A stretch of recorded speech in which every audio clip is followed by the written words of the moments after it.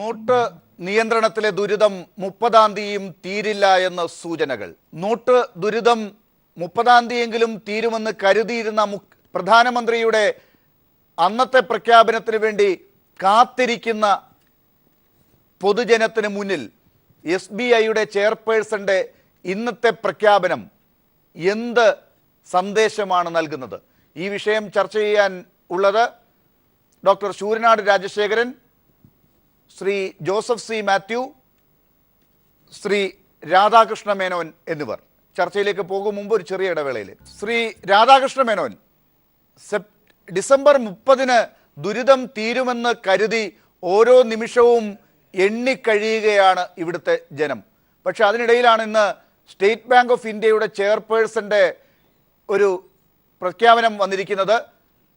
Not ക്ഷാമം വളരെ രൂക്ഷമാണ്, ഇനിയും 2 മാസം കൂടി പ്രശ്നങ്ങൾ നീണ്ടു നിൽക്കും എന്ന്. എന്താണ് നിങ്ങൾ പറഞ്ഞുകൊണ്ടിരുന്നതൊക്കെ വീണ്ടും തിരുത്തേണ്ടി വരികയാണോ?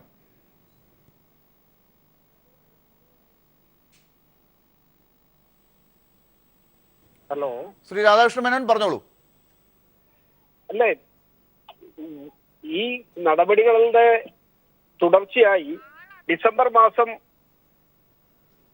അവസാനത്തോടു കൂടി ഇന്നുള്ളതിൽ നിന്നും കാര്യങ്ങൾ തീർച്ചയായും മെച്ചപ്പെടും എന്ന കാര്യത്തിൽ ഒരു സംശയവുമില്ല. ആ നിലയിൽ തന്നെയാണ് കാര്യങ്ങൾ പുരോഗമിക്കുന്നത്. ഇന്ന് സാമ്പത്തികമായി ഒട്ടനവധി നിയന്ത്രണങ്ങൾ ഗവൺമെന്റ് ഏർപ്പെടുത്തിയിട്ടുണ്ട്.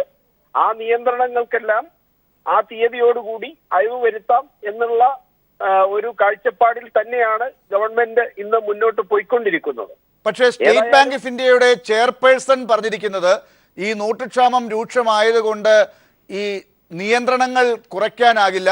അതായത് ഇപ്പോൾ 24,000 വെച്ചൊക്കെ ആഴ്ചയിൽ എടുക്കാവുന്ന ഒരു സൗകര്യമുണ്ടല്ലോ, അതുപോലും അങ്ങനെ കൊണ്ടുപോകാൻ സാധിക്കില്ല, അല്ലെങ്കിൽ അതിനേക്കാൾ വർദ്ധിപ്പിക്കാൻ സാധിക്കില്ല എന്ന സൂചന തന്നെയാണ് SBI ചെയർപേഴ്സൺ നൽകിയിരിക്കുന്നത്, ശ്രീ രാധാകൃഷ്ണ മേനോൻ. അപ്പോൾ ഏതൊക്കെ കാര്യങ്ങളിലാണ് സർക്കാർ ഇപ്പോഴും വിശ്വസിക്കുന്നത് ഈ ദുരിതത്തിന് ഇപ്പോഴുള്ളതിനേക്കാൾ കുറവുണ്ടാകും എന്ന്? എന്തായാലും ആ 30 ഡിസംബർ മാസത്തിന്റെ അവസാനത്തോടു കൂടി ഈ നാട്ടിലെ ATMകളിൽ കൂടുതൽ പണം എത്തിക്കാനും സാധാരണക്കാരുടെ കയ്യിൽ കൂടുതൽ പണം ദൈനംദിന ആവശ്യങ്ങൾക്ക് വേണ്ടി എത്തിക്കാനും സാധിക്കും എന്ന ഉറച്ച വിശ്വാസത്തിൽ തന്നെയാണ് ഗവൺമെന്റ് ഇന്ന് മുന്നോട്ട് പോയിക്കൊണ്ടിരിക്കുന്നത്. അത് സംബന്ധിച്ചിട്ട് ഒരു ഫൈനൽ തീരുമാനം പറയേണ്ടത് റിസർവ് ബാങ്കാണ്. കാരണം റിസർവ് ബാങ്ക് ഇന്നിപ്പോ നമുക്കറിയാമല്ലോ, നാട്ടിലെ ബാങ്കുകൾക്ക് റിസർവ് ബാങ്ക് വിതരണം ചെയ്ത നോട്ടുകൾ തന്നെ യഥാർത്ഥത്തിൽ സാധാരണ ജനങ്ങളിൽ എത്തുന്നതിന് പകരം അത് പല മേഖലകളിലേക്കും ഡൈവേർട്ട് ചെയ്യപ്പെട്ടു എന്ന് അതിനുശേഷം പുറത്തു വന്നിട്ടുള്ള ഒട്ടനവധി റിപ്പോർട്ടുകളിൽ നിന്ന് നമുക്ക് ബോധ്യമായിട്ടുണ്ട്. അപ്പൊ അതുമൂലം പല പ്രദേശത്തും ഒട്ടേറെ ബുദ്ധിമുട്ടുണ്ടായിട്ടുമുണ്ട്. പക്ഷേ ഇതൊക്കെ ഉണ്ടെങ്കിലും ഇപ്പോൾ പ്രിന്റ് ചെയ്തുകൊണ്ടിരിക്കുന്ന നോട്ടുകളടക്കം സ്വാഭാവികമായും ATMകളിൽ എത്തുമ്പോൾ നിലവിലുള്ള ഇന്നത്തെ പ്രതിസന്ധിക്ക് ഒരു പരിധിവരെ അയവ് വരും എന്ന പ്രതീക്ഷയിൽ തന്നെയാണ് ഗവൺമെന്റ് നടപടികളുമായി മുന്നോട്ട് പോയിക്കൊണ്ടിരിക്കുന്നത് എന്ന കാര്യത്തിൽ ഒരു സംശയവുമില്ല. ശ്രീ രാധാകൃഷ്ണ മേനോൻ, എന്താണ് ഗവൺമെന്റിന്റെ ഈ കാര്യത്തിലുള്ള ഒരു കണ്ടെത്തൽ അല്ലെങ്കിൽ ഒരു വിലയിരുത്തൽ? അതായത് ജനങ്ങൾ ഇപ്പോൾ എന്തെങ്കിലുമൊക്കെ അനുഭവിക്കുന്നുണ്ടോ, എന്താണ് അവരുടെ പ്രശ്നം എന്നൊരു കൃത്യമായ ധാരണ അങ്ങ് കുറച്ചു മുമ്പേ പറഞ്ഞതിൽ നിന്ന് അങ്ങേക്ക് കുറച്ചൊക്കെ സൂചനയുണ്ട് എന്നാണ് എനിക്ക് തോന്നുന്നത്. അതായത് ജനങ്ങൾ ഇപ്പോൾ അനുഭവിക്കുന്നതിൽ കുറവ് വരും എന്നങ്ങ് പറഞ്ഞല്ലോ. അപ്പൊ ഗവൺമെന്റിന് കൃത്യമായി ഇപ്പോൾ അനുഭവിക്കുന്നത് എന്തൊക്കെയാണെന്ന കാര്യത്തിൽ ഒരു വ്യക്തതയുണ്ടോ? അങ്ങ് ഒരു കാര്യം പറഞ്ഞതിൽ എനിക്ക് സംശയമുണ്ട്. ATMൽ പണം വരും എന്ന് പറയുമ്പോൾ ഇപ്പൊ തന്നെ രാജ്യത്തുള്ളതിൽ പകുതിയോളം ATMകൾ പ്രവർത്തിക്കുന്നില്ല.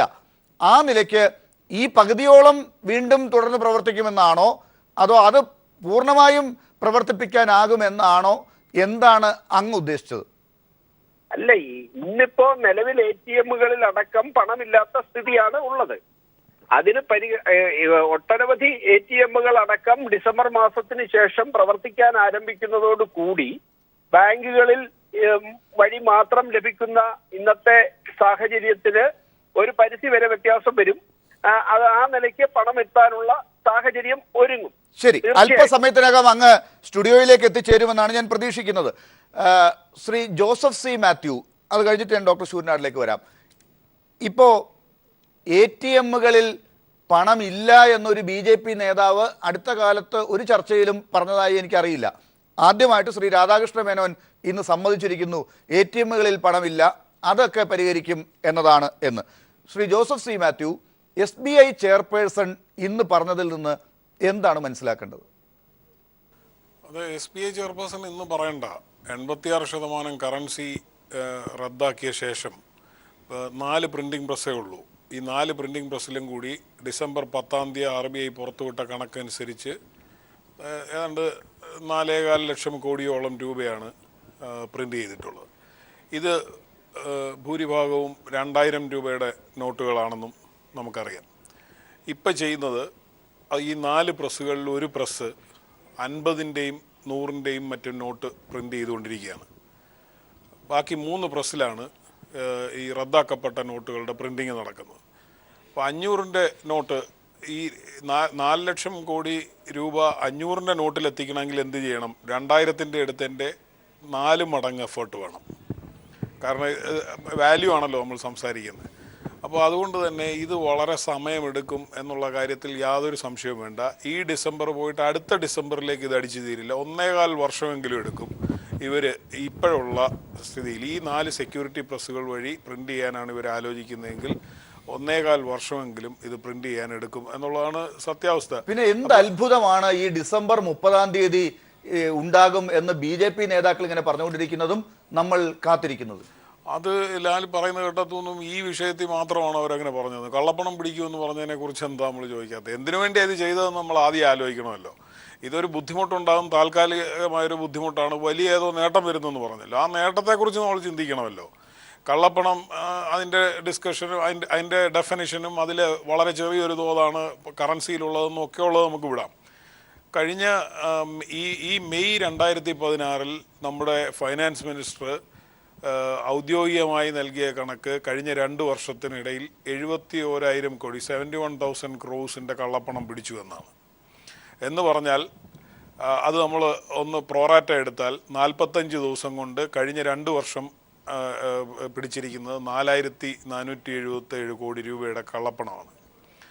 ഇപ്പോൾ ഇവർ ഈ പ്രോസസ്സ് വെള്ളം വറ്റിച്ച് നമ്മളെല്ലാം ശ്വാസം മുട്ടിച്ച ശേഷം പിടിച്ച കള്ളപ്പണത്തിൻ്റെ കണക്കും പുറത്തു വന്നല്ലോ. 3,539 കോടിയോ 93 കോടി.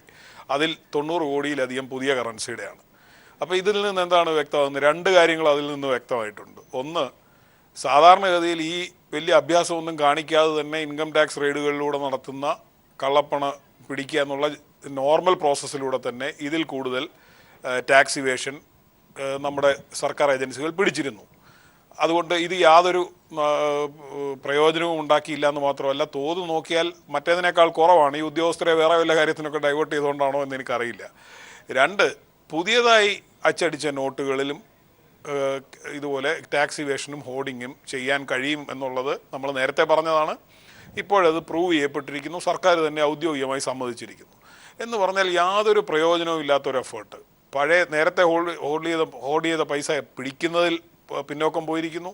പുതുതായി പ്രിന്റ് ചെയ്ത കറൻസി കൂടുതൽ ഹോർഡ് ചെയ്യപ്പെടുന്നു. ഈ ഗസറ്റ് ഇറക്കിയ 8-ാം തീയതി തന്നെ ഗസറ്റിൽ 3 കാര്യങ്ങളാണ് അവർ ഇതിൻ്റെ ഉദ്ദേശ ലക്ഷ്യമായി പറഞ്ഞിരിക്കുന്നത്. ഒന്ന്, ഡ്യൂപ്ലിക്കേറ്റ് കറൻസി, ഫേക്ക് കറൻസിയെ ഒഴിവാക്കാൻ.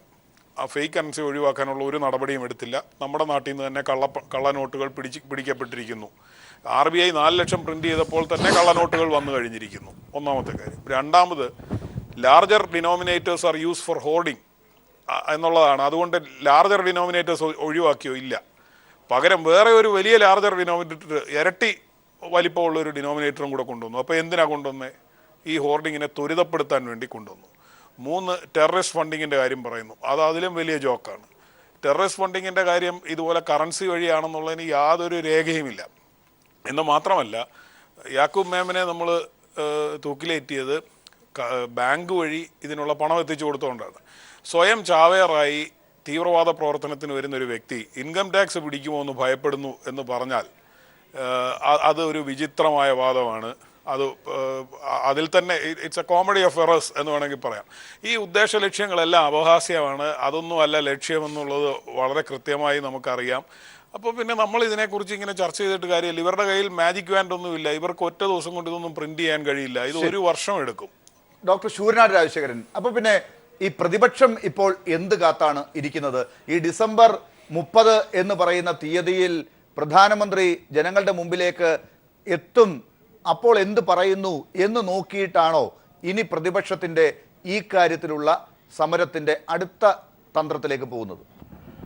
ഞാൻ പ്രധാനമന്ത്രി അത് മാത്രമല്ല പറഞ്ഞത്, അദ്ദേഹം നെഞ്ചത്ത് കൈവച്ചിട്ട് പറഞ്ഞു, ഞാൻ കുറ്റം ചെയ്തിട്ടുണ്ടെങ്കിൽ എന്നെ നിങ്ങൾ തൂക്കിലേറ്റുകൊള്ളൂ എന്ന് പറഞ്ഞു. 50 ദിവസമാണ് അദ്ദേഹം അന്ന് പറഞ്ഞത്, തൂക്കിലേറ്റാൻ പറഞ്ഞു.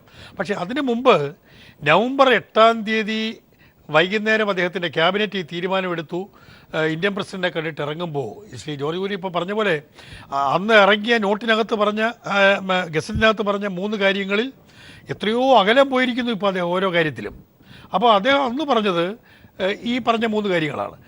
അന്ന് പറഞ്ഞത് ഈ നവംബർ 8-ന് ശേഷമുള്ള അടുത്ത ശനിയാഴ്ചയും ഞായറാഴ്ചയും ബാങ്കുകൾ മുഴുവൻ പ്രവർത്തിക്കും. അപ്പോൾ ആ പ്രവർത്തനത്തോടുകൂടി ഈ ഇത് സംബന്ധിച്ചുള്ള പ്രശ്നങ്ങളൊക്കെ തീരും എന്നാണ് പറഞ്ഞത്. അത് കഴിഞ്ഞ് അദ്ദേഹം ജപ്പാനിൽ പോയിരുന്നു. ജപ്പാനിലെ പത്രക്കാരെ കൂടെ ചോദിച്ചപ്പോൾ പറഞ്ഞു, ഒരു പ്രശ്നമില്ല, ഞാൻ ചെന്നാൽ ഉടനെ അത് തീർക്കാമെന്ന് പറഞ്ഞു. വന്നതിന് ശേഷമാണ് അദ്ദേഹം നെഞ്ചത്ത് കൈയടിച്ചിട്ട് ഒരു പ്രധാനമന്ത്രി ആദ്യം പറയുന്നത്, എന്നെ നിങ്ങൾ കുറ്റം ചെയ്തെങ്കിൽ തൂക്കിലേറ്റുകൊള്ളൂ എന്നൊക്കെ പറഞ്ഞത്. പൊയ്ക്കോട്ടെ, എത്ര നാളായി നമ്മൾ ഈ അരുന്ധതി നമ്മുടെ ചെയർപേഴ്സൺ പറഞ്ഞത് മാത്രം മുഖേന എടുക്കണ്ട. ഈ വിഷയത്തിൽ റിസർവ് ബാങ്ക് എത്രാമത്തെ ക്ലാരിഫിക്കേഷനാണ്, എത്രാമത്തെ തീരുമാനങ്ങളാണ് ഓരോ ദിവസവും വരുന്നത്. 61 പ്രാവശ്യം ഇന്ത്യയുടെ റിസർവ് ബാങ്ക് തീരുമാനങ്ങൾ പുനഃപരിശോധിച്ച് മാറ്റി എഴുതി ഇറക്കി എന്നുള്ളത്. ഒരിക്കൽ ജെയ്റ്റ്ലി ഒരു കാര്യം പറയുന്നു, ജെയ്റ്റ്ലി പറയുന്നതിന് വിരുദ്ധമായി റിസർവ് ബാങ്ക് പറയുന്നു, റിസർവ് ബാങ്ക് പറഞ്ഞതിന് വീണ്ടും റിസർവ് ബാങ്ക് തിരുത്തുന്നു. എന്തൊരു കൺഫ്യൂഷനാണ് നമ്മുടെ രാജ്യത്ത് നിൽക്കുന്നത്. നമ്മുടെ രാജ്യം എങ്ങനെയാണ് പോകുന്നത്? നമ്മുടെ GDP റേറ്റിനെ പറ്റി എന്താ ഇപ്പോൾ ഒന്നും പറയുന്നില്ല ആരും. സാമ്പത്തിക വളർച്ച എങ്ങനെ പോകുന്നു? നമ്മുടെ നിർമ്മാണ പ്രവർത്തനങ്ങൾ എവിടെ നിൽക്കുന്നു? നമ്മുടെ ജീവിതക്രമത്തെപ്പറ്റി എന്ത് പറയുന്നു ഈ ഗവൺമെൻറ്റിനെ ബാധിക്കുന്നവരും എന്നുള്ള കാര്യത്തെപ്പറ്റി? നമ്മുടെ കേരളത്തിൻ്റെ ധനകാര്യമന്ത്രിയും ഞാൻ ആർക്കും അന്ന് ഡോക്ടർ തോമസ് ഐസക് ആ ഫസ്റ്റ് ഡേയിൽ അദ്ദേഹം പറഞ്ഞു, എനിക്ക് അക്കാര്യത്തിൽ അദ്ദേഹത്തോട് അന്ന് ഇഷ്ടപ്പെട്ട ഒരു കാര്യമുണ്ട്, ഇതിവിടെ കൊണ്ടൊന്നും അവസാനിക്കത്തില്ല, ഇത് അപകടത്തിലേ പോകൂ എന്ന് പറഞ്ഞു. പക്ഷേ പിന്നീട് പല കാര്യത്തിലും ഞങ്ങൾക്ക് വിയോജിപ്പുണ്ടെങ്കിലും അദ്ദേഹം അന്ന് പറഞ്ഞൊരു കാര്യമുണ്ട്, ഇത് അപകടത്തിലേക്കെന്ന് മാത്രമല്ല, ഇന്ത്യ രാജ്യത്തിൻ്റെ സാമ്പത്തിക ക്രമീകരണങ്ങളെ മുഴുവൻ തകർത്തുകൊണ്ട് മുന്നേറുകയാണ് മോഡിയുടെ ഒറ്റയാൻ യുദ്ധം. ഈ തച്ചുകൊണ്ട് പോകുന്നത് എവിടെ പോയി അവസാനിക്കും? പക്ഷേ ഇതിനെ രാഷ്ട്രീയമായി BJP നേരിടാൻ പോകുന്നതിനെ കുറിച്ച് ചില സൂചനകൾ ഇതിനകം പുറത്തേക്ക് വന്നിട്ടുണ്ട്.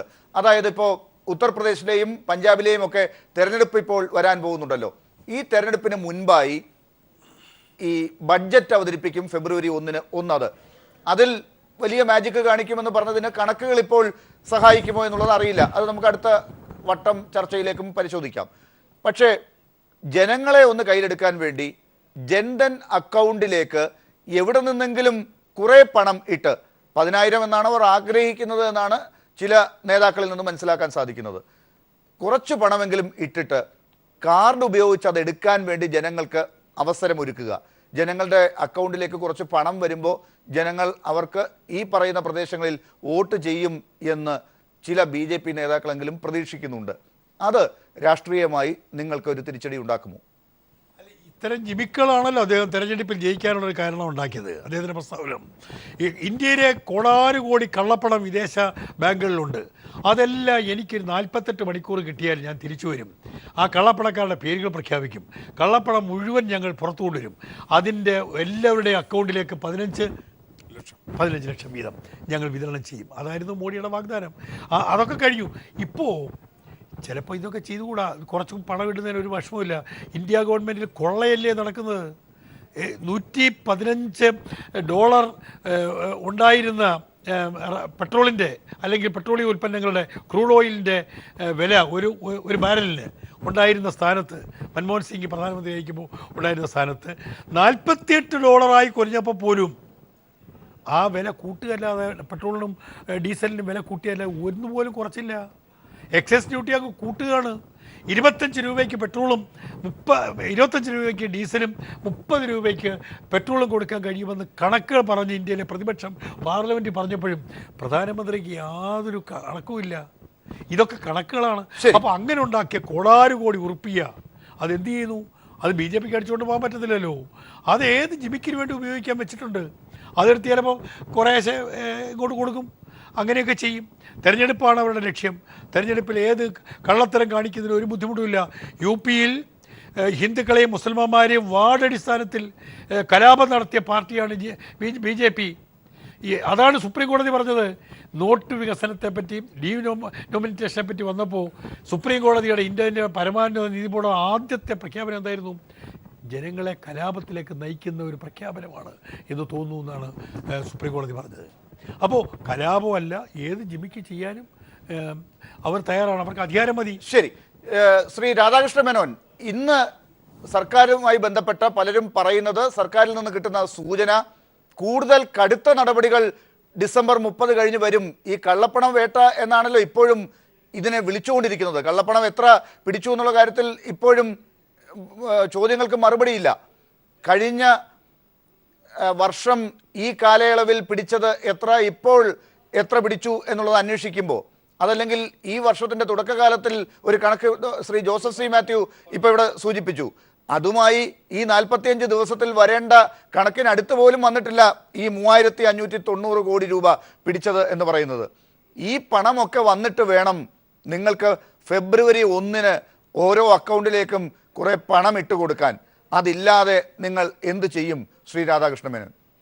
അല്ല, ഇവിടെ ഈ തിരിച്ചു വരുന്ന പണം കൊണ്ട് മാത്രമല്ല ഇപ്പം പ്രിന്റ് ചെയ്യുന്നതും ആയ പണങ്ങളും വരുന്നുണ്ടാവും. പക്ഷെ അതിലൊക്കെ ഏറെ ഈ നടപടി കൊണ്ട് നാളിതുവരെ ഇല്ലാത്ത ഒരു അക്കൗണ്ടിങ് സിസ്റ്റം തന്നെ. കാരണം ഈ രാജ്യത്തെ മുഴുവൻ പണവും ബാങ്കുകളിൽ എത്തി എന്നുള്ള യാഥാർത്ഥ്യം നമ്മൾ കണ്ടില്ലെന്ന് നടിക്കാൻ പറ്റില്ല.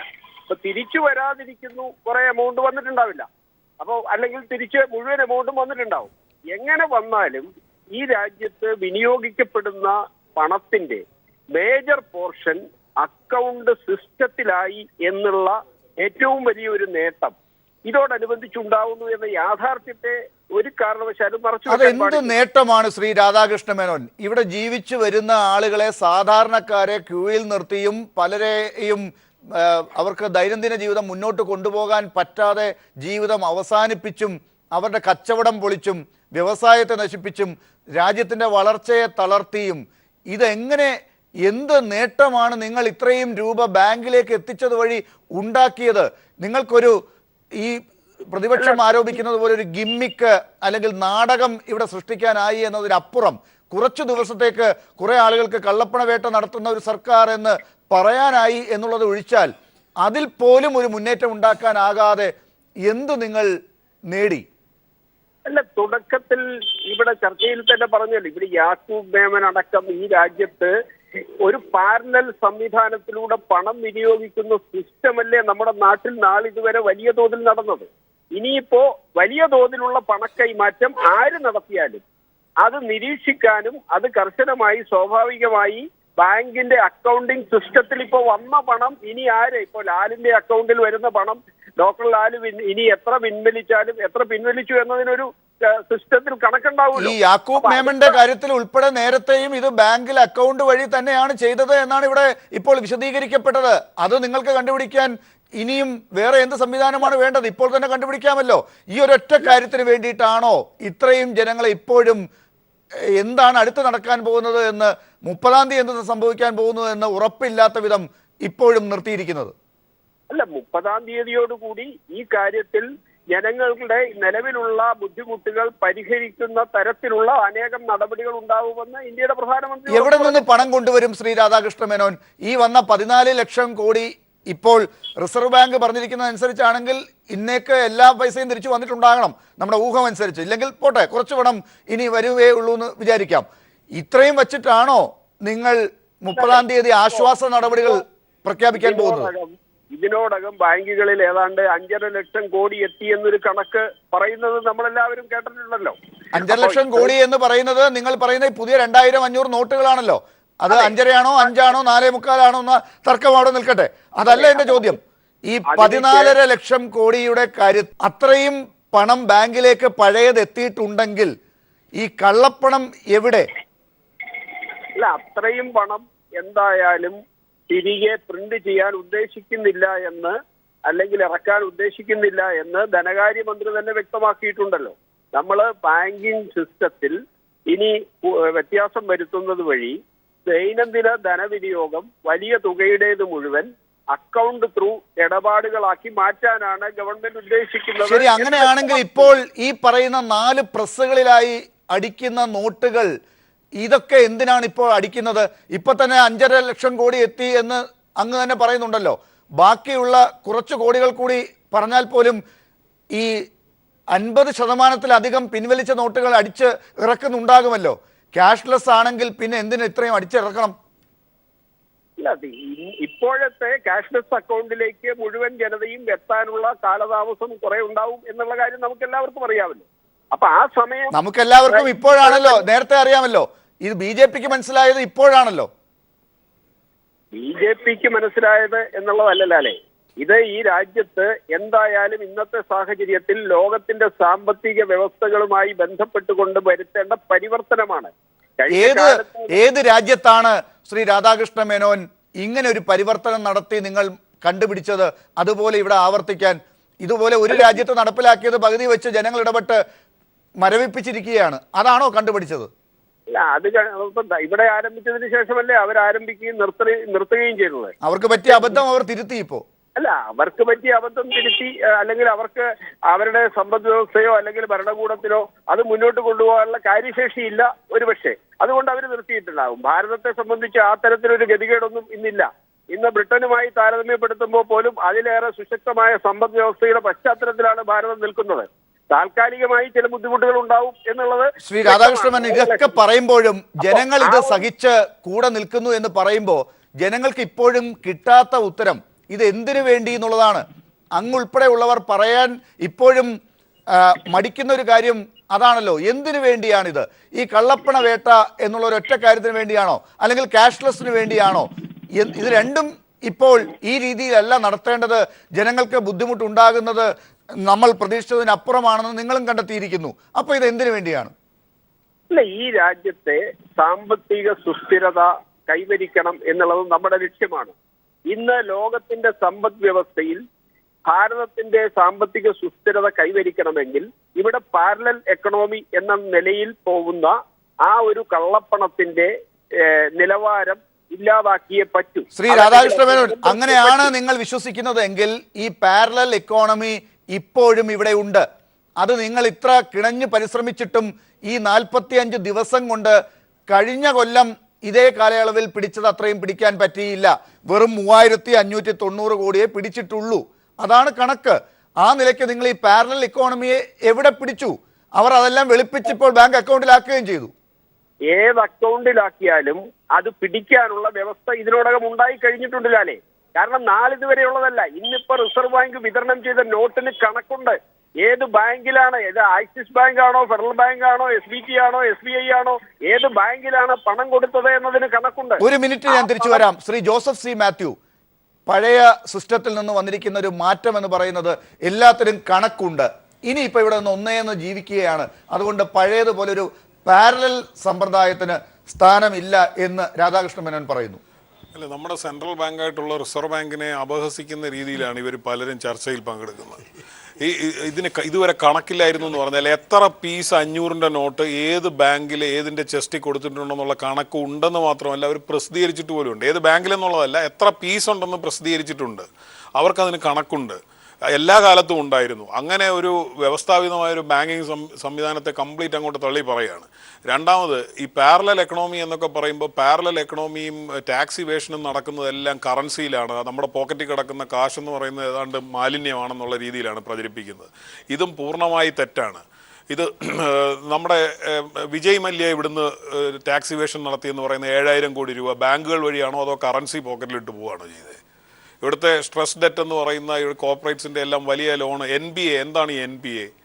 അപ്പോൾ ഇതെല്ലാം ബാങ്കിങ് സംവിധാനത്തിലൂടെ നടക്കുന്നതല്ലേ. അതുകൊണ്ട് ടാക്സ് ഇവേഷൻ നടക്കുന്നത് മുഴുവൻ കടലാസിലൂടെയാണ് എന്ന് പറയുന്നത് ഈ വെറുതെ ഇങ്ങനെ പൊതുജനങ്ങളെ കബളിപ്പിക്കാമെന്നുകൊണ്ട് പ്രചരിപ്പിക്കുകയാണ്. കാരണം ഇവർ തന്നെ തയ്യാറാക്കി വെച്ചിരിക്കുന്ന റിപ്പോർട്ടുകൾ അനുസരിച്ച് കള്ളപ്പണത്തിൻ്റെ വളരെ നെഗ്ലിജിബിൾ ആയിട്ടുള്ള ഒരു ശതമാനം മാത്രമേ കറൻസിയിലുള്ളൂ എന്നുള്ളത് ഇവർ തന്നെ പറഞ്ഞിട്ടുണ്ട്. അങ്ങനെ ഗവൺമെൻറ് ഔദ്യോഗിക കണക്കുകൾ കൊണ്ടാണ് ഞാൻ 9-ാം തീയതി തന്നെ പറഞ്ഞത് 50,000 കോടിയിൽ താഴെ രൂപയെ ട്രാപ്പ് ചെയ്യാൻ പറ്റൂ എന്ന്. അതിൻ്റെ കാരണം ഇവരുടെ കണക്കനുസരിച്ച് നോക്കിയാൽ എങ്ങനെ വന്നാലും 1 ലക്ഷം കോടിയിൽ താഴെ കറൻസിയിൽ ഹോൾഡ് ചെയ്യുന്ന പണമുള്ളൂ. നേരത്തെ ഈ ഒറ്റത്തവണ തീർപ്പാക്കൽ പദ്ധതി കൊടുത്തതോടുകൂടി സെപ്റ്റംബർ 30 67,000 കോടിയോളം രൂപ തിരിച്ചു വന്നു. അത് വൈറ്റാക്കപ്പെട്ടു. അപ്പോൾ ബാക്കിയുള്ള തുകയും കൂടെ വൈറ്റാക്കുന്ന ഒരു സ്കീമാണ് ഇപ്പം നടക്കുന്നത്. വല്ല പ്രധാനമന്ത്രി സഫേദി യോജന എന്നോ അങ്ങനെ വല്ല ഇവർക്ക് പേരിട്ട് വിളിക്കുകയാണ് നല്ലത്. ഇതൊരു വെളുപ്പിക്കുക, അതാണ് ഇവരുടെ ഒരു പരിപാടി ഇപ്പം നടന്നുകൊണ്ടിരിക്കുന്നത്. എന്നിട്ട് ഇങ്ങനെ പ്രചരണം നടത്തിക്കൊണ്ടേയിരിക്കുകയാണ് ഇത് കള്ളപ്പണമാണ്, കള്ളപ്പണത്തെ തടയാൻ വേണ്ടിയാണ്. ഞാൻ ചോദിക്കുന്നത്, നമ്മൾ വിവരാവകാശമുള്ള ഒരു ജനതയാണ്, അത് എൻ്റെ അവകാശമാണ്. എന്തിനാണ് ഇത്ര എന്നെ ബാധിക്കുന്ന ഒരു നടപടി എടുത്തതെന്നുള്ളത് ഇവിടുത്തെ കേന്ദ്ര സർക്കാർ എന്നോട് പറയാൻ ദേ ആർ ഡ്യൂട്ടി ബൗണ്ട്. അവരത് പറഞ്ഞിട്ടുണ്ട്, 3 കാരണങ്ങൾ പറഞ്ഞിട്ടുണ്ട്. ആ 3 കാരണങ്ങളും അത് അടിസ്ഥാനരഹിതമാണ് എന്ന് മാത്രമല്ല എടുത്ത നടപടികൾ അതിന് ഘടകവിരുദ്ധമാണ്. Larger denominators are use for hoarding, അതുകൊണ്ട് ഞങ്ങൾ പിൻവലിക്കുന്നു എന്ന് പറഞ്ഞിട്ട് 1000 പിൻവലിച്ച് 2000 രൂപ നോട്ട് കൊണ്ടിരുന്നതിന് എന്താ നമ്മൾ പറയണ്ടേ? അപ്പോൾ അങ്ങനെ തീരുമാനം എടുത്തിരിക്കുന്നു. എന്നിട്ട് ഇപ്പോൾ പറയുകയാണ് അക്കൗണ്ടിങ്ങിന് വേണ്ടിയാണ്. ഇപ്പോൾ തന്നെ ശ്രീ അരുൺ ജെയ്റ്റ്ലി പറഞ്ഞു എല്ലാ നോട്ടും ഞങ്ങൾ പ്രിന്റ് ചെയ്യാൻ ഉദ്ദേശിക്കുന്നില്ല എന്ന് പറഞ്ഞു. അങ്ങനെ പാസിംഗ് സ്റ്റേറ്റ്മെന്റ്സ് RBIയും ഓരോ ബാങ്കിന്റെ ചീഫും ഉദ്യോഗസ്ഥരാണല്ലോ ഇപ്പം നമ്മളെ ബാധിക്കുന്ന തീരുമാനമെല്ലാം എടുക്കുന്നത്. എവിടെ മഷി പുരട്ടണം, ഇപ്പോൾ ബാങ്കിലെ ഉദ്യോഗസ്ഥർക്ക് പോലീസിന്റെ ഡ്യൂട്ടി, നമ്മൾ അവരെ ബോധ്യപ്പെടുത്തണം, എന്തെല്ലാം തീരുമാനങ്ങളാണ്. അതുപോലെ ധനമന്ത്രി പറഞ്ഞതാവാം. അല്ലെങ്കിൽ ഞാൻ പറയുന്നത് 93% ഇൻഫോർമൽ സെക്ടറുള്ള ഈ രാജ്യത്ത് ഇവർ ഈ ഇൻഫോർമൽ സെക്ടറുകളെല്ലാം എവിടെ ഓർഗനൈസ് സെക്ടറിൽ ജോലി കൊടുത്തിട്ടാണ് ഇവർ അക്കൗണ്ട് ട്രാൻസാക്ഷനിലേക്ക് കൊണ്ടുവരാൻ നോക്കുന്നത്? 1. 2, ഇവർ തന്നെ ചെയ്തൊരു കാര്യമുണ്ട്. 2000 രൂപയുടെ നോട്ടാണ് ഇപ്പോൾ അടിച്ചിരിക്കുന്നത്. ഈ 2000 രൂപയുടെ നോട്ട് വിപണിയിൽ ഇറങ്ങിയതോടുകൂടി ചില്ലറ ചെറിയ നോട്ടുകൾ കൂടുതൽ എണ്ണത്തിൽ വേണം. അതുകൊണ്ടാണ് ഈ പ്രതിസന്ധി നിലനിൽക്കുമ്പോഴും 4 പ്രസ്സുകളിൽ ഒരെണ്ണം 50-ന്റെ 100-ന്റെ നോട്ട് അടിക്കാൻ വേണ്ടി മാറ്റിയിരിക്കുന്നത്. അതുകൊണ്ട് ഈ 2000 രൂപ ഇപ്പോൾ ഇവിടെ നമ്മൾ നേരിടുന്ന ഒരു പ്രധാന പ്രശ്നം ചില്ലറ പ്രശ്നമാണ്. 2000 രൂപ കയ്യിലുള്ളവർക്ക് ഇത് മാറി ചില്ലറ കൊടുക്കാൻ കഴിയുന്നില്ല. അവിടെ ക്രെഡിറ്റ് പറഞ്ഞിട്ട് പോവാണ് കടകളിൽ. അപ്പോൾ ഈ ചില്ലറ ഈ 2000 വിപണിയിൽ ഇറങ്ങിയതോടുകൂടി അതിനുള്ള ചില്ലറ അതിനാനുപാതികമായി ഉണ്ടായേ കഴിയൂ. അപ്പോൾ അതുകൊണ്ട് തന്നെ ഈ നോട്ട് തുടർന്നുള്ളത് അടിച്ചേ കഴിയൂ. അപ്പോൾ ഇവരത് എത്ര അടിക്കും എന്ന് പറയാൻ ഉദ്ദേശിക്കാതെ അത് അംബിഗ്വസ് ആയിട്ട് നിൽക്കുക. അപ്പോൾ ഇത് തീർന്നോ, എപ്പോൾ തീരുമെന്നുള്ള ചോദ്യവും പിന്നെ പ്രസക്തി ഇല്ലാതെയാവും. ഇപ്പോൾ തന്നെ RBI എല്ലാ ആഴ്ചയും അല്ലെ 2-3 ദിവസം കൂടുമ്പോൾ ഒരു കണക്ക് തന്നുകൊണ്ടിരുന്നു. ഇപ്പോൾ ധനമന്ത്രി ഇടപെട്ട് ആ കണക്ക് തരുന്നത് തടസ്സപ്പെടുത്തിയിരിക്കുകയാണ്. അതിനകത്ത് ഞാൻ ഒന്ന് ശ്രദ്ധയപ്പെടുത്തട്ടെ ശ്രീ ജോസഫ് സി മാത്യു. കഴിഞ്ഞ 16-ാം തീയതി ഫിനാൻസ് സെക്രട്ടറിയുടെ ഒരു പ്രഖ്യാപനം അങ്ങ് കണ്ടോന്ന് എനിക്കറിയില്ല. അദ്ദേഹത്തിൻ്റെ ഒരു വാർത്താ സമ്മേളനത്തിൽ അദ്ദേഹം പറഞ്ഞത് ഈ RBI പറഞ്ഞ കണക്കുകളിൽ ചില തെറ്റുകളുണ്ട്, അത്രയും പണമൊന്നും ബാങ്കുകളിൽ എത്തിയിട്ടില്ല എന്നാണ്. അങ്ങനെ പറയാൻ സാധിക്കും? അങ്ങനെ മാത്രമല്ല, അത് എണ്ണാൻ അറിയില്ലെന്നാണ് പറഞ്ഞത്, അത് റീകൗണ്ട് ചെയ്തെന്നാണ് പറഞ്ഞത്. ഇവിടുത്തെ പ്രമുഖ സ്ഥാപനത്തിന് എണ്ണാൻ അറിയില്ല എന്നാണ് പറയുന്നത്. അത് യഥാർത്ഥത്തിൽ RBIയിലെ ഉദ്യോഗസ്ഥർ തന്നെ അതിന് മറുപടി പറഞ്ഞിട്ടുണ്ട്. ഇവർ ചെസ്റ്റിൽ വരുന്ന പണം മാത്രമാണ് അതിൽ എണ്ണി പറഞ്ഞിരിക്കുന്നത് എന്ന് മാത്രമല്ല, അത് നമ്മൾ ശ്രദ്ധിച്ചാൽ ഡിസംബർ 13-നോ മറ്റോ ആണ് അവരുടെ വാർത്താക്കുറിപ്പ് വന്നത്. ഡിസംബർ 10 വരെയുള്ള കണക്കാണ് അവർ പുറത്തുവിട്ടിരിക്കുന്നത്. അപ്പോൾ ഇത് ഈ അന്ന് 12.44 ലക്ഷം കോടി രൂപ മടങ്ങി ഡിപ്പോസിറ്റായി സ്വീകരിച്ചു പഴയ കറൻസിയുടെ എന്നാണ് അവർ പറഞ്ഞത്. അപ്പോൾ നമ്മൾ ആലോചിക്കേണ്ടത് ഈ 8-ാം തീയതി മുതൽ 16-ാം തീയതി വരെ നമ്മുടെ കോപ്പറേറ്റീവ് ബാങ്കിൽ ഉൾപ്പെടെ സ്വീകരിച്ച തുക എണ്ണാതെ കിടപ്പുണ്ട്. വലിയ ലോണുകൾ ഭീമമായി 500-ലും 1000-ലും കൊണ്ടുവന്ന് തിരിച്ചടച്ച കണക്ക് എണ്ണാതെ കിടപ്പുണ്ട്. അപ്പോൾ തന്നെ ഏതാണ്ട് ഒരു വരാനുണ്ട്. അത് വരാനുള്ളത് പോട്ടെ, ബാങ്കിൽ എത്തിയത് തന്നെ ഇത് ഡിപ്പോസിറ്റായി വന്നതിൻ്റെ തുകയാണ് ഇവർ പറയുന്നതെന്നുള്ളതുകൊണ്ട് ബാങ്കിൽ എത്തപ്പെട്ട തുക തന്നെ അന്ന് തന്നെ അതിലൊക്കെ കണക്ക് കൂടുതലാണ്. ഈ കണക്കെടുത്തു കഴിഞ്ഞാൽ തീർച്ചയായിട്ടും നമ്മൾ നേരത്തെ പറഞ്ഞ ഫിഗറിലേക്ക് തന്നെ എത്തും. അത് ഇവരുടെ എല്ലാം മുൻപുള്ള പഠന റിപ്പോർട്ടുകൾ ശരിയായതുകൊണ്ടാണ് നമുക്കങ്ങനെ ശരിയായ ഒരു അനുമാനത്തിൽ എത്താൻ കഴിഞ്ഞത്. ഈ പഠന റിപ്പോർട്ടുകളെല്ലാം മുൻപിൽ വെച്ചുകൊണ്ടാണ് 8-ാം തീയതി ഇങ്ങനെ ഒരു തീരുമാനം എടുക്കുന്നത്. അതുകൊണ്ടാണ് മുൻ പ്രധാനമന്ത്രി പറഞ്ഞത് ഒരു നിമിഷത്തെ ഒരാളുടെ ഇറാഷണൽ തീരുമാനം കൊണ്ട് ഈ രാജ്യത്തെ ജനങ്ങളെല്ലാം ഇങ്ങനെ ദുരിതം അനുഭവിക്കേണ്ടി വരുന്നു എന്നുള്ളതും തുടർന്നും ആ വ്യക്തി ഇത്തരം തീരുമാനങ്ങൾ എടുക്കും എന്നുള്ളതും നമ്മളെ ഭയപ്പെടുത്തേണ്ടതാണ്. അതാണ് മറുപടി പറയേണ്ടത്. അതിന് ഇവർ മറുപടി പറയുന്നില്ല. പിന്നെ 30 ഇങ്ങനെ ഓരോ ദിവസം പറയുകയാണ്. ലക്ഷ്യങ്ങൾ മാറ്റുന്നത് പോലെ ദിവസവും അവർ മാറ്റിക്കൊണ്ടിരിക്കും. ഡോക്ടർ ശൂരനാട്, ഈ മറുപടി പറയുന്നില്ല എന്നുള്ളതാണല്ലോ ഇപ്പോഴത്തെ ഏറ്റവും വലിയ പ്രശ്നം. എന്താണ് ഈ സർക്കാർ ചെയ്യുന്നത്? എന്തിനു വേണ്ടിയാണ് ഇത് ചെയ്തത്? ഇപ്പോൾ എന്താണ് നടക്കുന്നത്? ഇനി എന്ത് പ്രഖ്യാപിക്കും? ഇതൊക്കെ ഇങ്ങനെ അനിശ്ചിതത്വത്തിൽ നിൽക്കുമ്പോഴാണ് ആ സർക്കാരിൻ്റെ ഈ പ്രഖ്യാപനം നടത്തിയ നേതാവിനെ കൊണ്ട് അത് അഴിമതി ആണെന്നും ഇതേപോലെയുള്ള അഴിമതിയുടെ ഭാഗമായി പണം വാങ്ങിയ ആളാണ് ഈ പ്രധാനമന്ത്രി എന്നും പറഞ്ഞ് അതിന് മറുപടി പറയിക്കാൻ നിങ്ങളുടെ നേതാവ് ഉൾപ്പെടെ നടക്കുന്നത്. വാ തുറക്കുമോ? ഈ അടുത്തെങ്ങാനും വാ തുറപ്പിക്കാൻ നിങ്ങളെ കൊണ്ടാകുമോ? ഈ രണ്ട് കോമളികൾ നമ്മൾ കണ്ടു. എന്ന് വെച്ചാൽ നരേന്ദ്രമോദിയുടെ വീടിൻ്റെ മുമ്പിൽ ചെന്ന് കോൺഗ്രസിൻ്റെ വൈസ് പ്രസിഡന്റ് പറഞ്ഞു 40 കോടി രൂപ പല ഘട്ടത്തിലായി ഈ പ്രധാനമന്ത്രി ഇപ്പോൾ കൈപ്പറ്റിയിരിക്കുന്നു. അതിന് ഇന്ത്യൻ പ്രധാനമന്ത്രി മറുപടി പറഞ്ഞത് ആംഗ്യങ്ങളാണ്. ഇവിടെ അദ്ദേഹത്തിൻ്റെ കോൺസ്റ്റിറ്റ്യുവൻസിൽ പോയിരുന്നുണ്ട്. ആംഗ്യങ്ങളും അപഹാസ്യവും കളിയാക്കലും ഒക്കെ നടത്തിയത് നമ്മൾ കണ്ടതാണ്. വേണ്ട, മറുപടി പറയുമോ എന്നുള്ള ലാലിൻ്റെ ചോദ്യത്തിന് മറുപടി പറയേണ്ടത് എവിടെയാണ്? ജനങ്ങൾ തിരഞ്ഞെടുക്കപ്പെട്ട കോടതി എന്ന് പറയുന്നത്, ജനങ്ങൾ തിരഞ്ഞെടുക്കപ്പെട്ട സഭയെന്ന് പറയുന്നത് രാജ്യസഭയും ലോകസഭയുമാണ്. 1 മാസക്കാലം കോടിക്കണക്കിന് ഉറുപ്പിക കേന്ദ്ര ഗവൺമെൻറ്റിൻ്റെ ഫണ്ടിൽ നിന്ന് പോയിക്കൊണ്ടാണ് രാജ്യസഭയും ലോകസഭയും നടന്നത്. നമ്മുടെ പ്രധാനമന്ത്രി അതിന് ചുറ്റും നടന്ന് തുള്ളിക്കളിക്കുകയായിരുന്നു. പള്ളിക്കൂടത്തിൽ പോകാത്ത കുട്ടികളെപ്പോലെ പാർലമെൻറ്റിനകത്ത് അദ്ദേഹം കയറത്തില്ല. പാർലമെൻറ്റിനകത്ത് കയറി മറുപടി പറയുന്നില്ല. ഒരിക്കൽ മാത്രം കയറിയപ്പോൾ മുൻ പ്രധാനമന്ത്രി ശ്രീ ജോസഫ് പറഞ്ഞ പോലെ മുൻ പ്രധാനമന്ത്രി പറഞ്ഞു, ലോകത്തെങ്ങനെയെങ്കിലും ഒരു രാജ്യത്ത് ഇങ്ങനൊരു സംഭവം ഉണ്ടോ? സ്വന്തം സമ്പാദ്യം സ്വന്തം അക്കൗണ്ടിൽ നിന്ന് എടുക്കാൻ കഴിയാത്ത ഒരു രാജ്യത്തിൻ്റെ മറ്റൊരു പേര് പറയാമോ എന്ന് ചോദിച്ചപ്പോൾ കൈയും കൊടുത്തിരിക്കുന്ന ഒരു ഇന്ത്യൻ പ്രധാനമന്ത്രിയാണ് നമ്മൾ കണ്ടത്. അദ്ദേഹം ചെയ്ത ഏറ്റവും വലിയ നേട്ടം എന്താണ്? ഞാൻ ശ്രദ്ധിക്കായിരുന്നു ഈ കഴിഞ്ഞ ദിവസങ്ങളിൽ അദ്ദേഹം ചെയ്ത കാര്യം. ഇന്ത്യ എപ്പോഴും അഭിമാനപൂർവ്വം കണ്ടിരുന്ന, ലോകം അഭിമാനം കണ്ടിരുന്ന ഇന്ത്യയിലെ റിസർവ് ബാങ്കിനെ BJPയുടെ ഒരു ഘടകകക്ഷിയാക്കി മാറ്റി എന്നുള്ളതാണ്. റിസർവ് ബാങ്കിൽ വിശ്വാസം ജനങ്ങൾക്ക് നഷ്ടപ്പെട്ടു.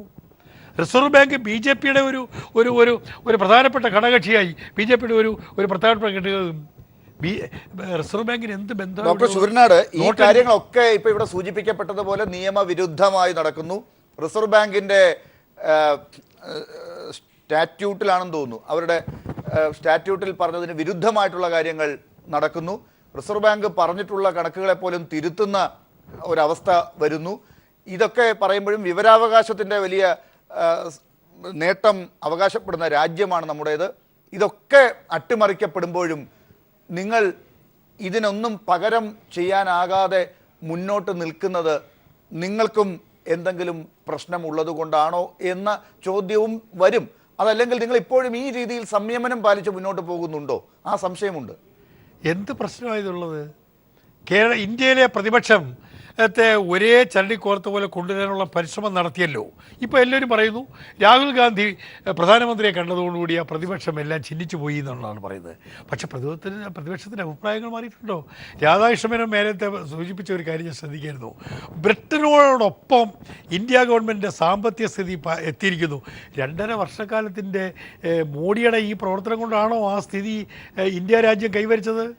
ഒരു മുട്ടസൂചി പോലും ഉണ്ടാക്കാൻ കഴിയാതിരുന്ന ഒരു രാജ്യം 60 വർഷത്തെ സുസ്ഥിരമായ പഞ്ചവത്സര പദ്ധതികൾ കൊണ്ട്, ഇതുപോലുള്ള വിഡ്ഢിത്തം നിറഞ്ഞ പ്രവർത്തനം കൊണ്ടല്ല, വളർത്തിയെടുത്ത ഒരു രാജ്യത്തിൻ്റെ ഭരണത്തിൻ്റെ കഴിവാണ് ലോകത്തിലെ ഏറ്റവും വലിയ സാമ്പത്തിക രാജ്യമായി ഇന്ത്യ മാറിയത്. 2001 ശേഷമുള്ള ഓരോ ഘട്ടത്തിലും ഇന്ത്യ ഭരിച്ച UPA ഗവൺമെൻറ്റിൻ്റെ ശക്തിയും കരുത്തും തീർച്ചയായിട്ടും ആ കാര്യത്തിൽ അവകാശപ്പെടാൻ പറ്റുമ്പോഴും ഡോക്ടർ ശൂരനാട്, നിങ്ങളിൽ ഉള്ള വിശ്വാസം പോകുന്നതും അതിനുശേഷം ലോകം കണ്ടിട്ടില്ലാത്ത വലിയ അഴിമതിയുടെ പേരിൽ നിങ്ങൾ പ്രതിക്കൂട്ടിൽ നിൽക്കുന്നത് കാണുമ്പോഴും കൂടിയാണ്. ആ കാര്യത്തിലാണ് ഇപ്പോഴും നിങ്ങളെ ഈ പറയുന്ന അട്ടിമറിക്കപ്പെടുന്ന രീതിയിലുള്ള നമ്മുടെ പുരോഗമനപരമായ നിയമങ്ങളെ കാറ്റിൽ പറത്തിക്കൊണ്ട് ഇവർ ഇങ്ങനെയൊക്കെ ചെയ്യുമ്പോഴും നിങ്ങൾക്ക് പ്രതിരോധത്തിൽ നിൽക്കേണ്ടി വരുന്നത്. ഏത് അഴിമതിയുടെ കാര്യമാണ് പറയുന്നത്? കോൺഗ്രസ് പാർട്ടി ഭരിച്ചിരുന്ന UPA ഗവൺമെൻറ് ഭരിച്ചിരുന്ന സമയത്ത് അഴിമതിക്കാരൻ കണ്ടെത്തുണ്ടെങ്കിൽ അകത്തു പോയിട്ടുണ്ട്. കേന്ദ്രമന്ത്രി അഴിമതി ചെയ്തിട്ടുണ്ടെന്ന് പറഞ്ഞെങ്കിൽ അയാളെ പ്രൊട്ടക്റ്റ് ചെയ്യാൻ കോൺഗ്രസ് ഗവൺമെൻറ്റോ കോൺഗ്രസിൻ്റെ നേതൃത്വമോ വന്നിട്ടില്ല. DMKയുടെ മന്ത്രി അടക്കമുള്ളവർ അകത്തുപോയി. അതിനുവേണ്ടി മന്ത്രിസഭ പോയാലും വേണ്ടില്ല എന്നുള്ള നിലപാടെടുത്ത പാർട്ടിയാണ് ഇന്ത്യൻ നാഷണൽ കോൺഗ്രസ്. കോൺഗ്രസിൻ്റെ ഏതെങ്കിലും മന്ത്രി അഴിമതി കാണിച്ചു എന്ന് പരാതി ഉണ്ടായിട്ടുണ്ടോ കഴിഞ്ഞ കാലത്തിൽ? അഴിമതി നടത്തിയത് ആരാണ്? ഇപ്പൊ ഈ 2000 നോട്ട് പിടിക്കുന്ന ഏത് വീടുകളിൽ നിന്നാണ് എടുക്കുന്നത്? ശരി, എവിടെ നിന്നാണ് 2000 നോട്ട്? അല്ല, എല്ലാ BJP നേതാക്കന്മാരുടെയും വീടുകളിൽ നിന്ന് 2000 നോട്ട് പുറത്തു വരിക. നമ്മുടെ നരേന്ദ്രമോദിയുടെയും BJP അഴിമതി വിരുദ്ധത്തിൽ ഏറ്റവും കൂടുതൽ അഴിമതി നടത്തിയിട്ടുള്ളത് BJP നേതാക്കന്മാരല്ലേ? എന്തായാലും പഴയ കാലത്ത് നിങ്ങളുടെ ആരെങ്കിലുമൊക്കെ അഴിമതി കാണിച്ചിട്ടുണ്ടെങ്കിലും ഇപ്പോൾ ജനങ്ങൾക്ക് വേണ്ടി നിങ്ങൾക്ക് വാദിക്കാൻ പാടില്ല എന്ന് നമുക്കാർക്കും പറയാനും സാധിക്കില്ല. ആ കാര്യത്തിൽ നിങ്ങളെ ചാരി പ്രധാനമന്ത്രിക്ക് രക്ഷപ്പെടാനുമാകില്ല. ശ്രീ രാധാകൃഷ്ണ മേനോൻ, ഇവിടെ ഉയർന്നു വന്ന 2 കാര്യങ്ങളുടെ കൃത്യമായ ഉത്തരം നിങ്ങൾക്കുണ്ടോ എന്നാണ്. ഒന്ന്, ഈ 2000 രൂപ 1000 500 നിരോധിച്ച് അതിനേക്കാൾ വലിയ ഡിനോമിനേഷൻ കൊണ്ടുവന്നത് ആരുടെ ഉപദേശപ്രകാരം, എന്തിനു വേണ്ടി? അതിന് കൃത്യമായൊരു ഉത്തരം നിങ്ങൾക്കുണ്ടോ? നിങ്ങൾക്ക് ആരെങ്കിലും പറഞ്ഞു തന്നിട്ടുണ്ടോ? ഞാൻ ചില BJP നേതാക്കളോട് ചോദിച്ചപ്പോൾ അവർ ഡൽഹിയിൽ ചോദിച്ചിട്ടും ഉത്തരം കിട്ടിയില്ല എന്നാണ് എന്നോട് ഓഫ് റെക്കോർഡായി പറഞ്ഞത്. അങ്ങേക്കറിയാമോ? അതാണ് അറിയേണ്ടത്. ഒന്ന്.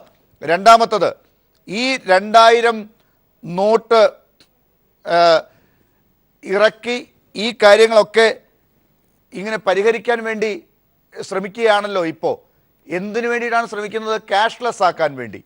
5.5 ലക്ഷവും ഇപ്പോൾ ഇറക്കി കഴിഞ്ഞു, വീണ്ടും തിരിച്ച് പുതിയ 2000 എന്ന് ആണ്. ഈ 2000 ഒക്കെ ഇനി നാളെ ഒരു സുപ്രഭാതത്തിൽ രാത്രി 8 മണിക്ക് വന്ന് പ്രധാനമന്ത്രി പറഞ്ഞ് ഇതെല്ലാം കത്തിച്ച് കളഞ്ഞ് ക്യാഷ്ലെസ് ആക്കുമോ? ഇതെങ്ങനെയാണ് വീണ്ടും ക്യാഷ്ലെസ് ആക്കി മാറ്റുന്നത്? 2000 കൂടി എങ്ങനെയാണ് പിൻവലിക്കുക? എന്ത് മാജിക്കാണ് നിങ്ങൾ കാണിക്കുന്നത്?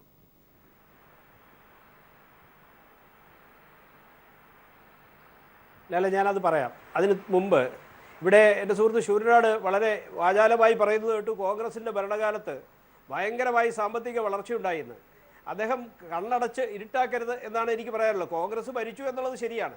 പക്ഷേ അടൽ ബിഹാരി വാജ്പേയി ഇന്ത്യയുടെ പ്രധാനമന്ത്രിയാവുന്ന സമയത്തുണ്ടായിരുന്ന വളർച്ചാ നിരക്ക്, അതിനുശേഷം അദ്ദേഹം ഭരണം ഒഴിയുമ്പോൾ ഉണ്ടായിരുന്ന വളർച്ചാ നിരക്ക് 3.5% വളർച്ചാ നിരക്ക് 7% അടൽ ബിഹാരി വാജ്പേയി ഭരണം ഒഴിയുമ്പോൾ, അതിനുശേഷം വീണ്ടും മൻമോഹൻ സിംഗിൻ്റെ ഭരണകാലത്ത് ഈ രാജ്യത്തിൻ്റെ വളർച്ചാ നിരക്ക് വീണ്ടും ഏതാണ്ട് പഴയ നിലവാരത്തിൽ 3.5-4 എത്തിച്ചുകൊണ്ടാണ് ഇന്നത്തെ ഭരണകൂടം ഭരണമേറ്റെടുത്തത്. ഈ യാഥാർത്ഥ്യങ്ങൾ, രാജ്യത്തിൻ്റെ വളർച്ചാ നിരക്ക് കോൺഗ്രസ് എന്നൊക്കെ ഭരിച്ചിട്ടുണ്ടോ അന്നൊക്കെ പിന്നോട്ടടിക്കുന്ന സാഹചര്യമായിരുന്നു എന്ന യാഥാർത്ഥ്യം നമ്മൾ മറച്ചു വെച്ചിട്ട് കാര്യമൊന്നുമില്ല. BJPയെ സംബന്ധിച്ച് ഭാരതീയ ജനതാ പാർട്ടിക്ക് സാമ്പത്തിക സമീപനം കൃത്യമായിട്ടുണ്ട്. ആ രാജ്യത്തിൻ്റെ ഭദ്രത ഉറപ്പുവരുത്തുന്ന ആ സാമ്പത്തിക നയ സമീപനത്തിൻ്റെ ഭാഗം തന്നെയാണ് രാജ്യം കൈവരിച്ചിട്ടുള്ള വളർച്ചാ നിരക്ക് എന്നുള്ള കാര്യത്തിൽ ഒരു സംശയവും ശൂരനാടിന് വേണ്ട എന്നാണ് എനിക്ക് അദ്ദേഹത്തോട് സൂചിപ്പിക്കാനുള്ളത്. പിന്നെ 2000 നോട്ട് അടിച്ചതിനെക്കുറിച്ച് ലാലി ചോദിച്ചു.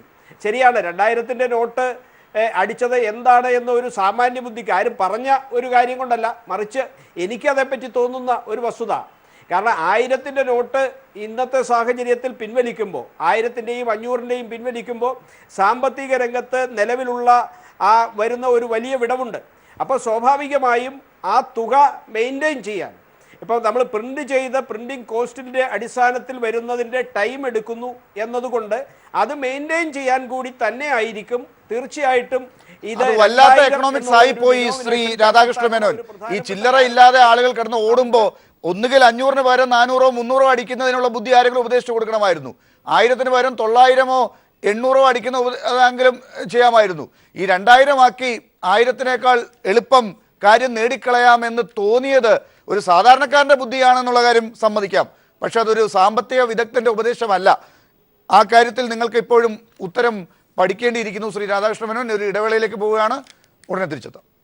ശ്രീ ജോസഫ് സി മാത്യു, ഞാൻ നേരത്തെ ഡോക്ടർ ശൂരനാടിനോട് പറഞ്ഞ ഒരു കാര്യമുണ്ട്. BJP എന്തായാലും ഈ കള്ളപ്പണ വേട്ട എന്ന് പറഞ്ഞ് അത് തെളിയിക്കാൻ ഇനി അവർക്ക് ബുദ്ധിമുട്ടുണ്ട്. ഈ കാര്യത്തിൽ തീവ്രവാദത്തിൻ്റെ കാര്യത്തിലും അങ്ങ് പറഞ്ഞ ചില പ്രശ്നങ്ങൾ കിടപ്പുണ്ട്. അതും ന്യായീകരിക്കാൻ ഒറ്റയടിക്ക് സാധിക്കില്ല. ക്യാഷ്ലെസ് ആക്കുക എന്ന് പറഞ്ഞാലും അത് എത്ര കാലം കൊണ്ട് നമ്മുടെ രാജ്യമാകുമെന്നുള്ളത് സാമാന്യമായി ചിന്തിച്ചാൽ തന്നെ നമുക്ക് ഊഹിക്കാനാകും. അപ്പോൾ ഇതിനൊരു കാരണം ഇനിയിപ്പോൾ ഉണ്ടാക്കിയാലും ഒരു നേട്ടം ഉണ്ടാക്കാൻ BJPക്ക് ശ്രമിക്കേണ്ടതുണ്ടെങ്കിൽ അവർ എന്ത് ചെയ്യുമെന്ന് ഉള്ളതിന് ഒരു സൂചന കിട്ടിയത് ഈ തെരഞ്ഞെടുപ്പുമായി ബന്ധപ്പെട്ട് ചില ഗിമ്മിക്കുകൾ കാണിക്കും എന്നാണ്. അതിന് അവർക്ക് സാധിക്കുമോ? അതിനുള്ള പണം ഇപ്പോൾ ബാങ്കുകളിൽ അധികമായി, അതായത് കള്ളപ്പണമായി എത്തിച്ചേരാത്തത് കൊണ്ട് ഈ ജൻധൻ അക്കൗണ്ടിലൊക്കെ വെറുതെ പണം ഇട്ടുകൊടുത്ത് നേട്ടമുണ്ടാക്കാൻ അവർക്ക് കഴിയുമോ? ഇല്ല, നമ്മൾ ഈ വിഷയങ്ങളൊക്കെ ചർച്ച ചെയ്യുന്നത് ഈ പുതിയ നടപടിയുടെ അടിസ്ഥാനത്തിലാണ്. ഡിമോണിറ്റൈസേഷൻ എന്തിന് ചെയ്തു എന്നുള്ളതിൻ്റെ അടിസ്ഥാനത്തിലാണ്.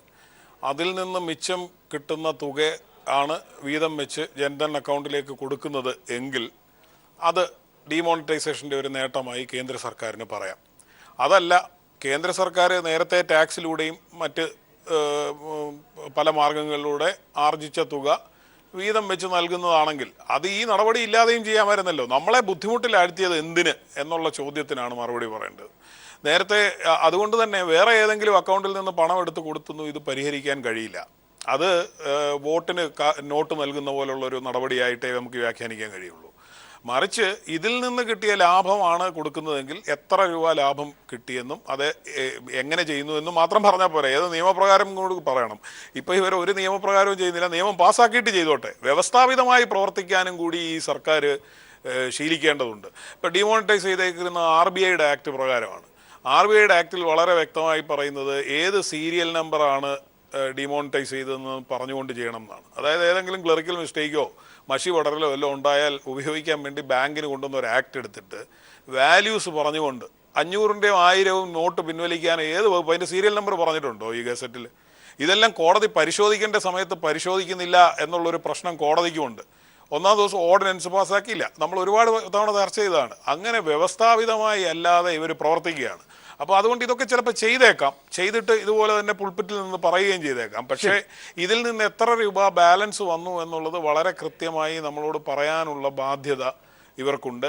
അത് നമുക്ക് അറിഞ്ഞേ തീരും. ശരി, ശ്രീ രാധാകൃഷ്ണൻ, ഈ താൽക്കാലിക സഹായം ഡിസംബർ 30-ന് ജനങ്ങൾക്കുണ്ടാക്കി കൊടുക്കുമെന്ന് പറയുമ്പോൾ അതിൽ ഒരു ഊഹം പലയിടത്തും പറഞ്ഞു കേട്ടതാണ് ഇവിടെ ചർച്ച ചെയ്തത്. അതായത് ജൻധൻ അക്കൗണ്ടിൽ പണം ഇട്ട് കൊടുക്കുക എന്നൊക്കെ പറയുന്നത്. അത് അങ്ങ് തള്ളിക്കളയുമെന്ന് എനിക്ക് തോന്നുന്നില്ല.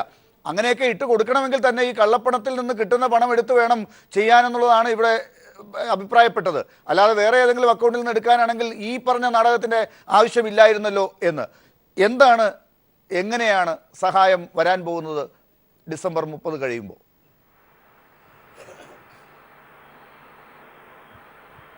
ഇല്ല, ഈ കള്ളപ്പണം ഇവിടെ നേരത്തെ സൂചിപ്പിച്ചല്ലോ, ചർച്ചയിൽ തന്നെ വന്നല്ലോ. ഇപ്പോൾ നടക്കുന്ന ഒരു പ്രക്രിയ എന്ന് പറയുന്നത് കള്ളപ്പണം വെളുപ്പിക്കലാണ് എന്ന്.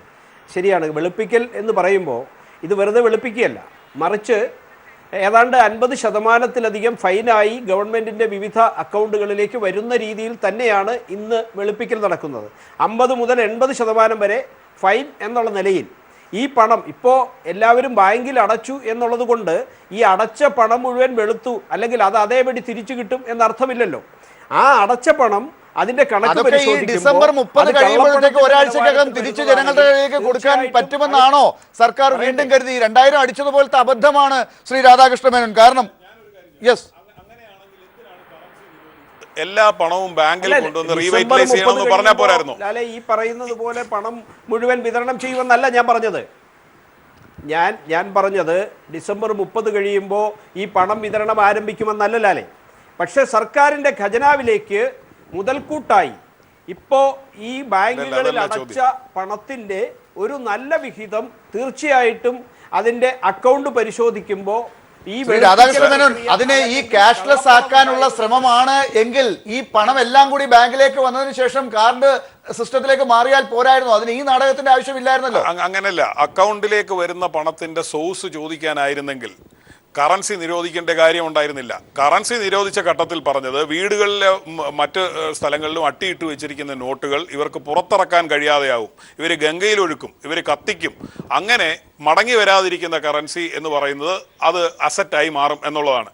അക്കൗണ്ടിലേക്ക് വരുന്ന പണത്തിൻ്റെ സോഴ്സ് ചോദിക്കാനായിരുന്നെങ്കിൽ ഇതിൻ്റെ ആവശ്യമില്ലായിരുന്നെന്ന് മാത്രമല്ല, എന്തിനാണ് സഹകരണ മേഖലയിൽ വരുന്ന പണത്തിനെ തടയുന്നത്? അക്കൗണ്ടിലേക്ക് വരികയല്ലേ, അതിന്റെ സോഴ്സ് ചോദിച്ചാൽ പോരെ. അപ്പൊ ഇവരിപ്പോ പറയുന്ന ഈ അക്കൗണ്ടിലേക്ക് വരുന്നതുകൊണ്ട് വെളുക്കത്തില്ല എന്ന് പറയുന്നത് ഇപ്പൊ ഒരു പുതിയ ലക്ഷ്യം പറയാണ്.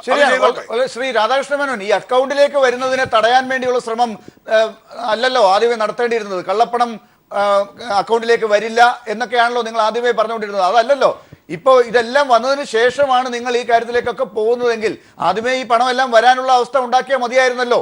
ഈ ക്യാഷ്ലെസ് എക്കണോമിയെ പറ്റി എപ്പോഴല്ലേ പറഞ്ഞു തുടങ്ങിയത്? വീടെടുത്ത് കിടന്ന് ഉരുളുകല്ലേ ഈ അന്നിറക്കി അന്തരീക്ഷത്തിലാണ് എന്നുള്ളത് മറച്ചു വെക്കാൻ പറ്റുമല്ലേ. ഇപ്പോ ഈ രാജ്യത്ത് നല്ല വിഹിതം പണവും ബാങ്ക് അക്കൗണ്ടിൽ വരാൻ, നേരത്തെ ഇവിടെ സൂചിപ്പിച്ച പോലെ സഹകരണ ബാങ്കിന് എന്തിനാ തടസ്സം എന്ന് ചോദിക്കും.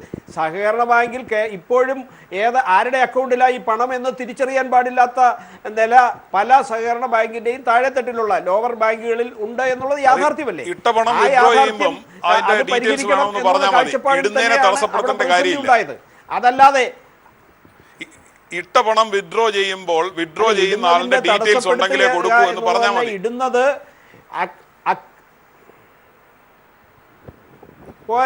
ഒരിക്കലും നമ്മുടെ നാട്ടിൽ അങ്ങനെയല്ലല്ലോ ഇതുവരെ നടന്നുകൊണ്ടിരുന്നത്.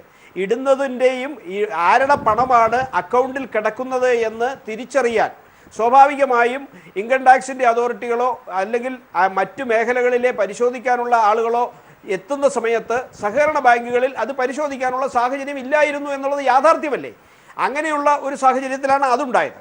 പിന്നെ നിലവിൽ ഇന്നത്തെ ഒരു സാഹചര്യത്തിൽ ഈ അക്കൗണ്ടബിൾ ആവുന്നു എന്നതിനെ നിസ്സാരമായി കാണേണ്ട കാര്യമില്ല. അത് അല്ലായിരുന്നു എങ്കിൽ ഇത് മുഴുവൻ അക്കൗണ്ടബിൾ ആവും എന്ന് പറയുന്നതിൽ ഒരർത്ഥവുമില്ല. ഇന്നത്തെ സാഹചര്യത്തിൽ ഇങ്ങനെയെല്ലാം അല്ലാതെ ഇത്, കാരണം ഇത് പ്രിന്റ് ചെയ്ത് വെച്ചിരുന്ന നോട്ടുകൾ ശരി, എന്തായാലും ഡിസംബർ 30 കഴിയുമ്പോഴും ഒന്നും സംഭവിക്കാൻ പോകുന്നില്ല എന്നതാണ് നിങ്ങളുടെ ബുദ്ധിയിലും തോന്നുന്നത് എന്ന് വേണം ഇങ്ങനെയൊക്കെ ഉത്തരം പറയുമ്പോൾ മനസ്സിലാകുന്നത്. എന്തായാലും ചർച്ച മുന്നോട്ട് കൊണ്ടുപോകാൻ സാധിക്കുന്നില്ല. വളരെ നന്ദി ഈ ചർച്ചയിൽ പങ്കെടുത്തതിന് ശ്രീ രാധാകൃഷ്ണ മേനോൻ, ഡോക്ടർ ശൂരനാട് രാജശേഖരൻ, ശ്രീ ജോസഫ് സി മാത്യു.